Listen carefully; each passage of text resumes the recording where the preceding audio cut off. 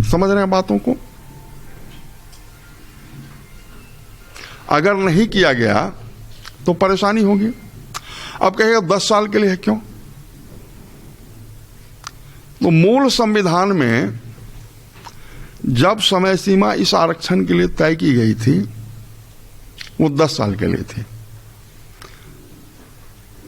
तो दूसरी बार अनियत काल के लिए तो नहीं कर दीजिएगा, या 20 साल के लिए नहीं कर दीजिएगा, तो 10 साल के लिए कीजिए।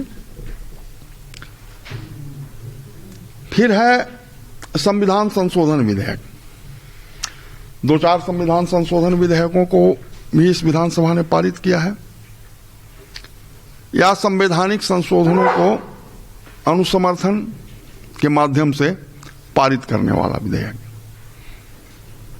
तो संविधान संशोधन अनुसमर्थन विधेयक उसको कहे हम। गहराई में जाइएगा, सारे लोगों को पता नहीं होगा, तो विधायी शाखा के लोगों से मिलिएगा और डिटेल में इसको देखिएगा। तो यहां हुआ है, भारत सरकार का कानून था सर पर मैला ढोने की प्रथा का उन्मूलन से संबंधित संवैधानिक संशोधन झारखंड विधानसभा ने अनुसमर्थन देकर के पारित करवाया। मानव अंग प्रत्यारोपण को रोके जाने का कई राज्यों में है, जहां है उसको छोड़ दीजिए। तो उस संविधान संशोधन को भारत सरकार द्वारा जो किया गया था उसको झारखंड विधानसभा ने उस पर अपनी सहमति दी। इसको अनुसमर्थन के माध्यम से हम लोग पारित किए। फिर है सेल्स से रिलेटेड, मानव शरीर में जो सेल होता है, उत्तक जिसको हम लोग कहते हैं, उसके प्रत्यारोपण पर सहमति देने का विधेयक, उसको पारित किए, वो विधेयक हुआ। इस ढंग के कई विधेयक हुए। उसके डिटेल में जाने के लिए थोड़ा सा आपको विधायी शाखा का संपर्क करके रखना होगा। समय समय पर जो आपको उड़ान पत्रिका निकलती है, या एक किताब हमने मधुकर भारद्वाज जी के सहयोग से जो तैयार किया था, लोकार्पण यही हुआ, उसमें भी कुछ डिटेल में है, उसको देखिए। तो इस तरह से गैर सरकारी, सरकारी और ये 4 मिलाकर के हम देखें तो विधेयक की कोटि को हम लोग पूरा कर लेते हैं। हाँ, किनका क्या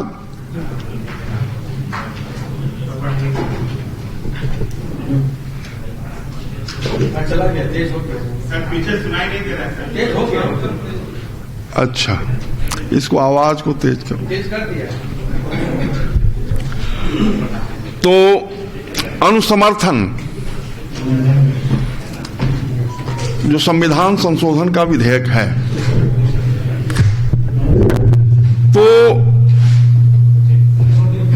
2 तरीके से इसको पारित किया जा सकता है।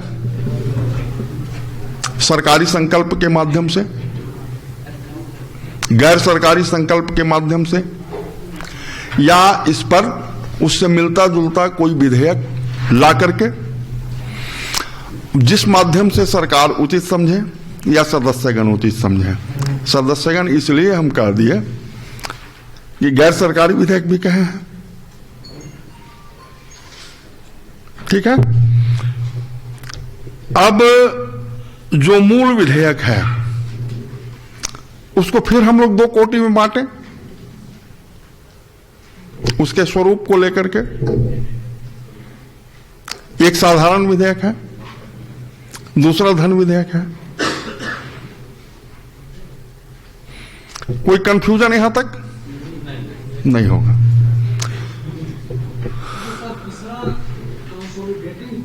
हाँ, ठीक है। इस पर फिर हम बाद में आते हैं, उस पर वहां उसको डिटेल अभी मत कीजिए, है उसका।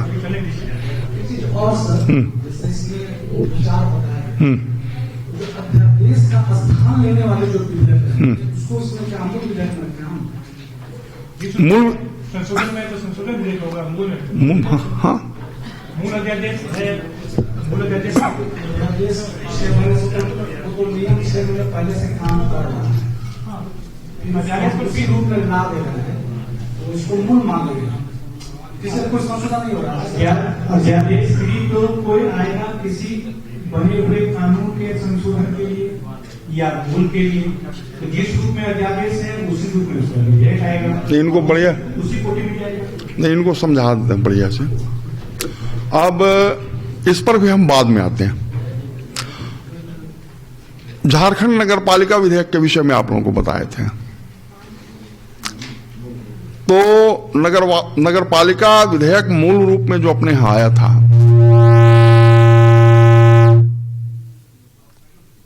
अर्जुन मुंडा जी के नेतृत्व में सरकार यहां चल रही थी, चीफ मिनिस्टर वो थे। तो बड़ा मोटा विधेयक था, हमको लगता है 150 पन्ने का लगभग था। परिचालन हुआ एक दिन पहले, पारण दूसरे दिन होना था। उसमें प्रोविजन था मेयर, डिप्टी मेयर, प्रेसिडेंट, क्या कहते हैं, चेयरमैन और उपाध्यक्ष, इस टाइप का था। तो सीधे निर्वाचन की व्यवस्था थी, डायरेक्ट इलेक्शन, या व्यवस्था थी जो वार्ड काउंसलर जीत करके जाएंगे वो अपने में से एक आदमी को चुनेंगे। कई जगहों पे नगर निगम में अलग, नगर पंचायत और नगर परिषद में अलग।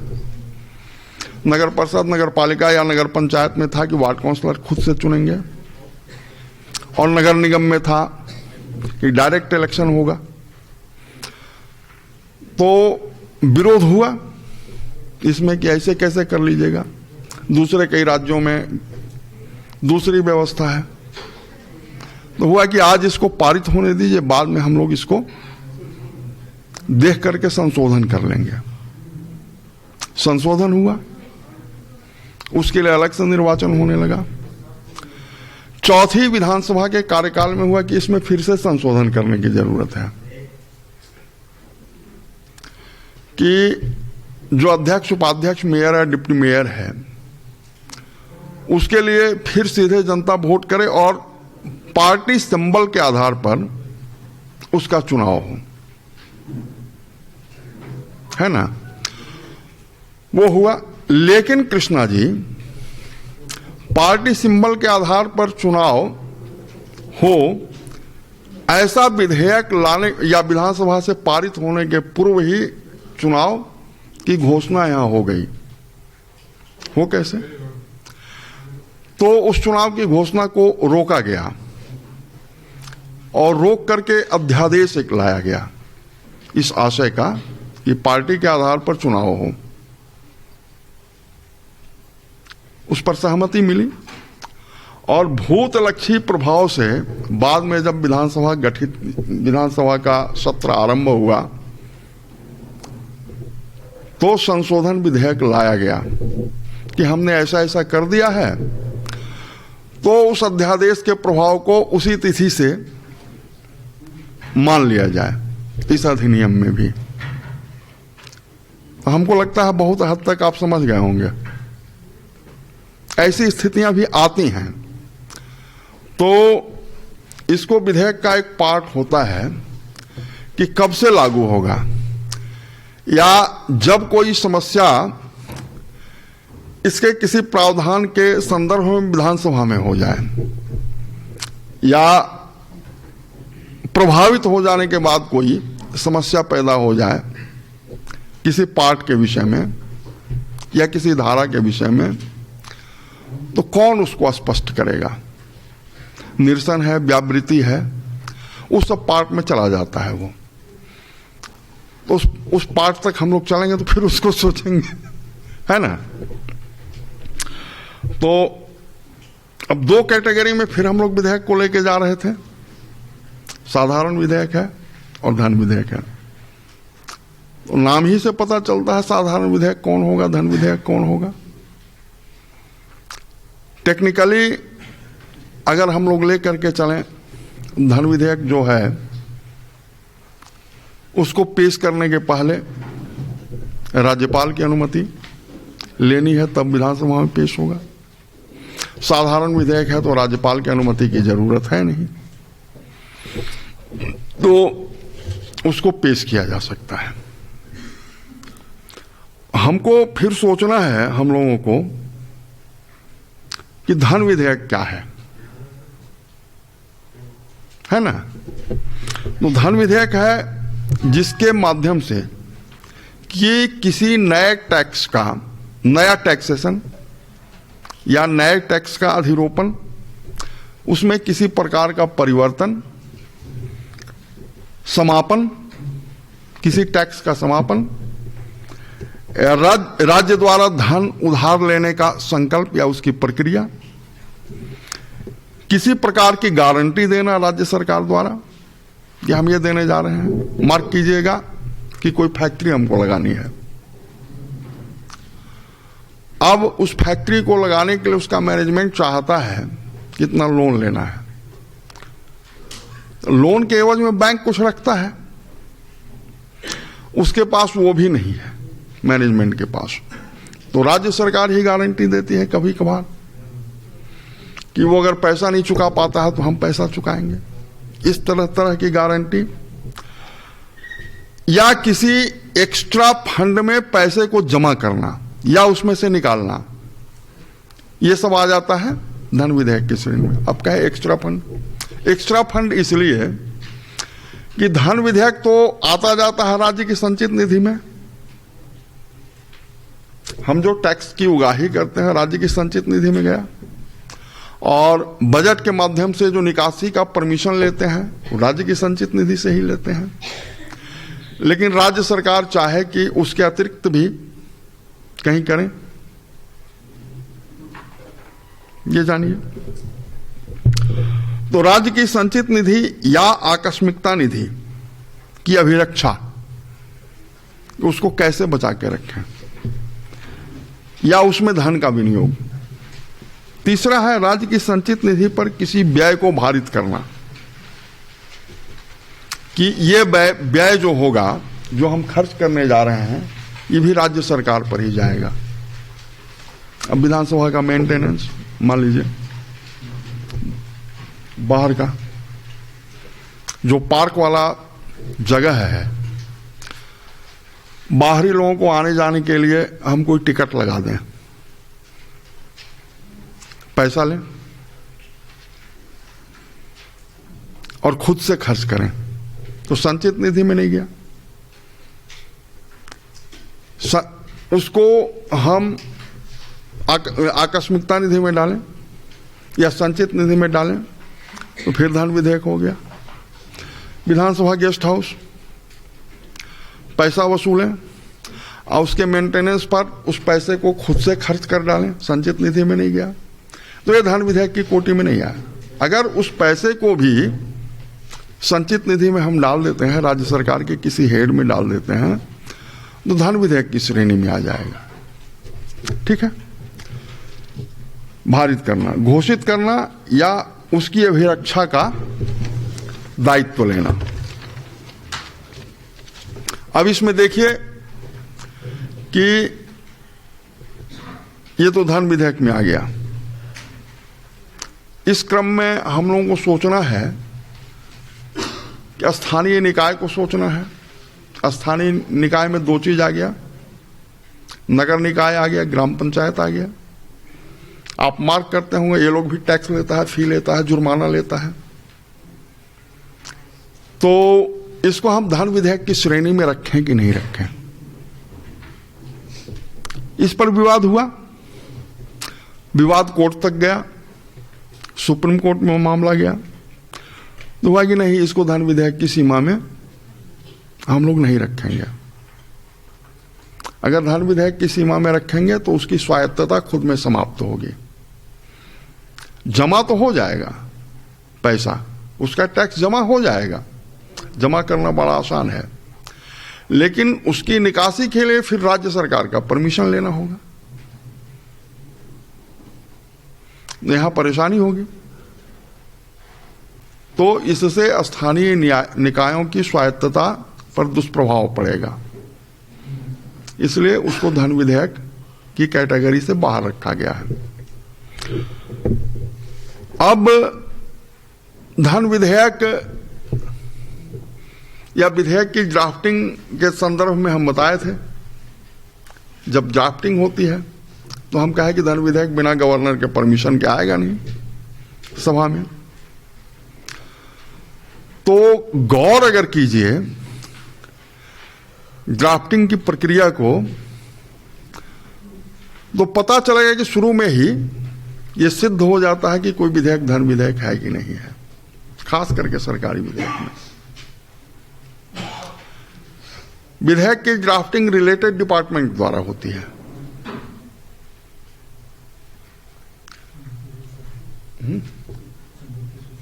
अच्छा रुको ना, ड्राफ्टिंग जो होती है रिलेटेड डिपार्टमेंट द्वारा होती है।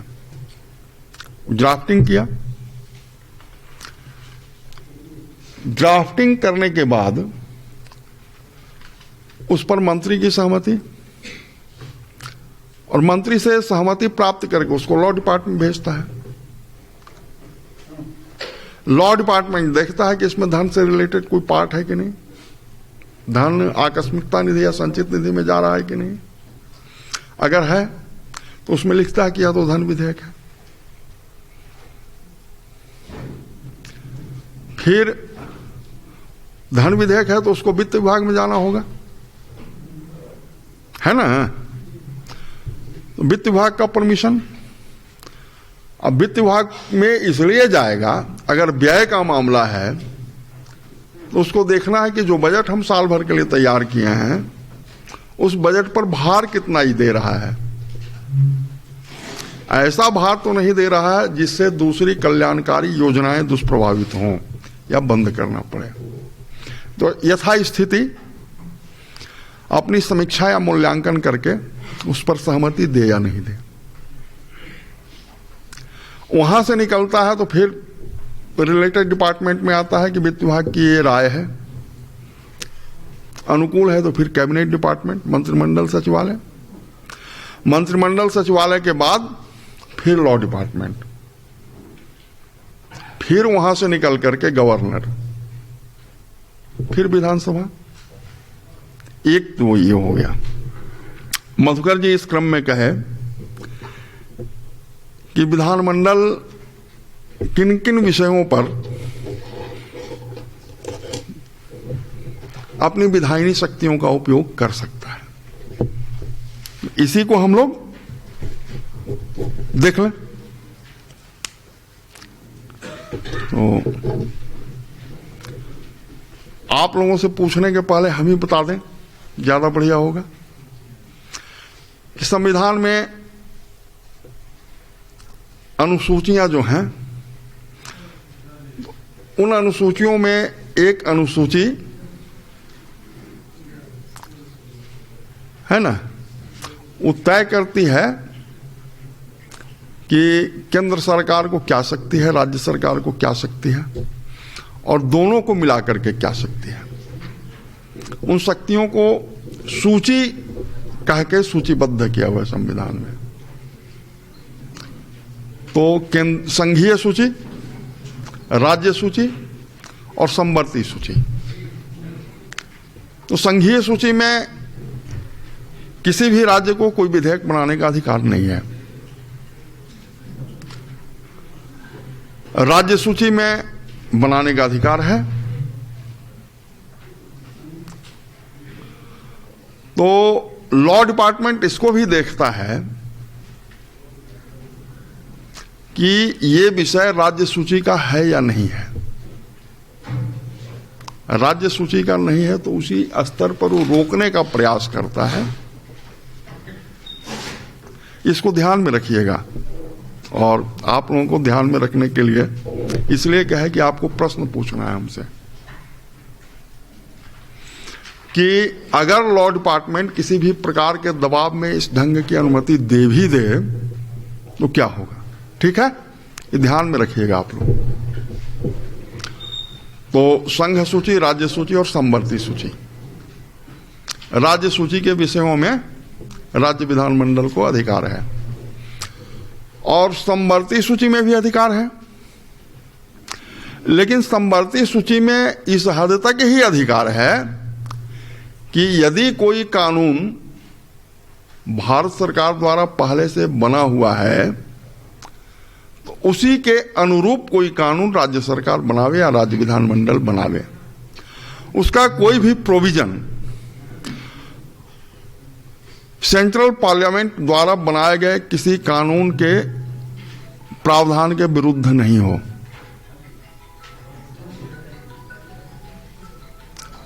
और यही कारण है कि समवर्ती सूची पर लाए गए विधेयक जो विधानसभा द्वारा विधिवत रूप से पारित भी कर दिए गए हों, राज्यपाल के पास भेज दी भी गए हों, तो राज्यपाल उस विधेयक को राष्ट्रपति के पास भेज देते हैं ताकि वहां इसकी समीक्षा हो और इस पर कोई निर्णय लिया जा सके। यह बहुत सा चीज है जो इन 3 सूचियों में वर्णित नहीं है। तो पॉलिटिकल साइंस के स्टूडेंट की हैसियत से हम लोग पढ़ाई के क्रम में उसको अन्य सूची कह करके रख लेते थे। अन्य सूची जो इन सूचियों में नहीं है उस पर भी भारत सरकार को ही कानून बनाने का हक है। यदा कदा पार्लियामेंट को राज्य सूची के विषयों पर भी अधिकार है कानून बनाने का। यथा स्थिति जब राज्य में राष्ट्रपति शासन लगा हुआ हो, कई कानून आपके बने हैं, बजट पारित हुए हैं, उस स्थिति में होगा। दूसरी स्थिति में भी ऐसा हो सकता है, शायद कम लोगों को जानकारी इसकी हो यहां, कि जब 2 या 2 से अधिक राज्य विधानमंडल इस आशय का कोई प्रस्ताव पारित करे कि अमुक विषय में केंद्रीय संसद को कानून बनाने की जरूरत है, तो उस आशय का कानून केंद्रीय संसद बनाएगी। लेकिन उसमें केंद्रीय संसद एक समय सीमा तय कर देती है कि 6 महीना इस अधिनियम का जीवन होगा। 2 राज्यों के लिए, 2 से अधिक राज्यों के लिए बना दिया। अब सतर्क हो गए वो राज्य कि एक तय समय सीमा के लिए वहां से बन गया, अब हमको बना लेना चाहिए। ऐसा भी होता रहेगा। ऐसा कर लीजिए ज्यादा बढ़िया है। हम कहे कि 2 या 2 से अधिक, एक राज्य अगर चाहे तो नहीं होगा ऐसा। एक राज्य तो रहेगा तो कहेगा करो, खुद ही करो तो भैया, है ना। अब उसमें हम आए थे 3 सूची बता करके फिर लौटते हैं धन विधेयक की ओर। धन विधेयक है क्या? अगर केंद्र सरकार किसी विषय पर कानून बनाती है तो क्या राज्य सरकार उसको मानने के लिए बात है या फिर राज्य पर खुद ब खुद लागू हो जाता है? संघ सूची में वो विषय है जिसके अंतर्गत राज्य भी आते हैं, है ना। अब जिससे रेल से रिलेटेड कोई कानून वो राज्य पर भी लागू होगा, नहीं लागू होगा। तो इसके पहले जो सीए का और जो एनआरसी वगैरह का जो कानून था, हाँ, यहाँ पर से भी विरोध में प्रस्ताव पारित होकर केंद्र को भेजा गया था। तो क्या ये यहाँ लागू हुआ या नहीं लागू हुआ? अभी तो आप प्रस्ताव पारित करके भारत सरकार को भेजे कि झारखंड में यह लागू नहीं हो। मानना नहीं मानना किसके ऊपर है? भारत सरकार के ऊपर है। अगर आपके प्रस्ताव को नहीं माने फिर मुश्किल है। बिहार पुनर्गठन अधिनियम 2000 पर जब चर्चा हो रही थी हम लोग बिहार विधानसभा में काम कर रहे थे, बहुत तरह की बातें थी, ये प्रोविजन किया जाए, वो प्रोविजन किया जाए, भारत सरकार ने नहीं माना। बहुत कुछ अस्पष्ट था, जैसे PTPS, Patratu thermal power corporation, सैनिक स्कूल तिलैया, मानसिक आरोग्यशाला कांके, नेतरहाट का स्कूल,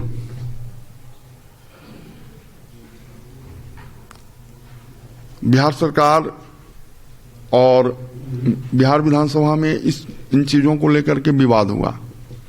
झारखंड क्षेत्र के विधायक उस समय कहते थे इसका क्या होगा। तो लास्टली हुआ कि जब तक बिहार सरकार इस तरह के संस्थान अपने यहां नहीं स्थापित कर लेती है, तब तक दोनों राज्यों का अधिकार उस पर होगा।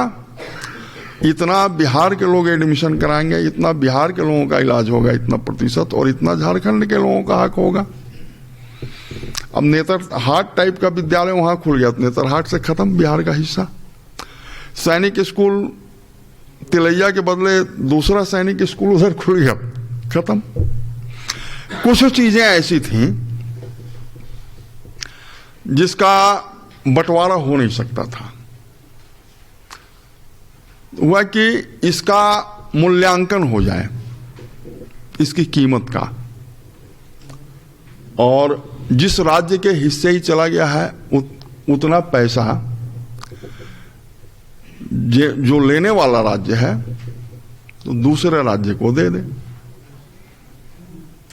आपको हैरत होगा कि मध्य प्रदेश छत्तीसगढ़ का जो विभाजन हुआ, प्रियशंकर जी हैं नहीं हैं, दिखाइए। छत्तीसगढ़ विधानसभा में वो गए होंगे, तो छत्तीसगढ़ विधानसभा में सदस्यों को बैठने के लिए जो कुर्सी टेबल मिला हुआ है, उस पर मध्य प्रदेश विधानसभा ही लिखा हुआ पाए होंगे।